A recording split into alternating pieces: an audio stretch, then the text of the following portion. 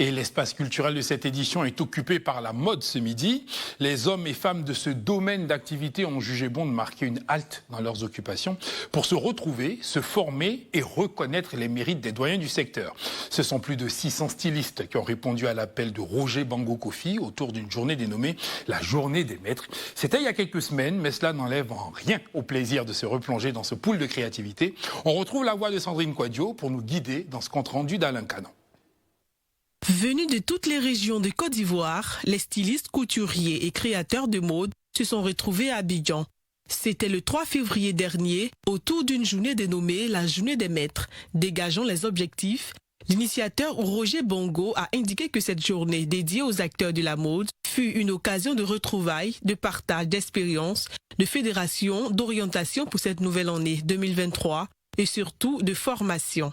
La journée des maîtres est une journée pour nous retrouver, pour nous fédérer et après, on va dire, donner l'orientation qu'on a à donner à cette année-là.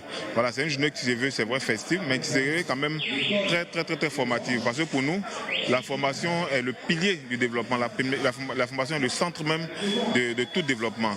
À cette célébration, plus de 600 stylistes modélistes ont été formés à avoir un nouveau regard sur les nombreuses opportunités liées au textile. À cette célébration, plus de 600 stylistes modélistes ont été formés à avoir un nouveau regard sur de nombreuses opportunités liées au textile et sur l'innovation par d'éminents formateurs de la mode. Aussi, les efforts des plus anciens acteurs de la mode et du textile opérant dans le pays ont été récompensés. Occasion pour ceux-ci de prodiguer quelques conseils aux jeunes.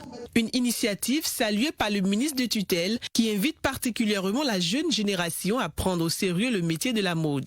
C'était un message aussi pour que nos jeunes puissent se former et c'était aussi bien sûr un message d'encouragement pour dire que l'État et particulièrement le ministre de la Culture, ministre du Commerce, du PME seront aux côtés de ces professionnels qui aujourd'hui peuvent créer et déjà créent des emplois mais peuvent encore en créer beaucoup plus dans l'intérêt de notre jeunesse et bien sûr dans l'intérêt aussi d'apporter la contribution économique à notre pays. Au thème de cette rencontre, François Remac a félicité tous ces acteurs professionnels du domaine de la mode et du textile qui ont réussi à fédérer leurs différentes associations dans le but de transmettre leurs connaissances et valoriser davantage la culture et la mode ivoirienne partout à travers leurs créations. Pour rappel, le Maroc et la Tunisie étaient les pays invités d'honneur de cette journée de la mode.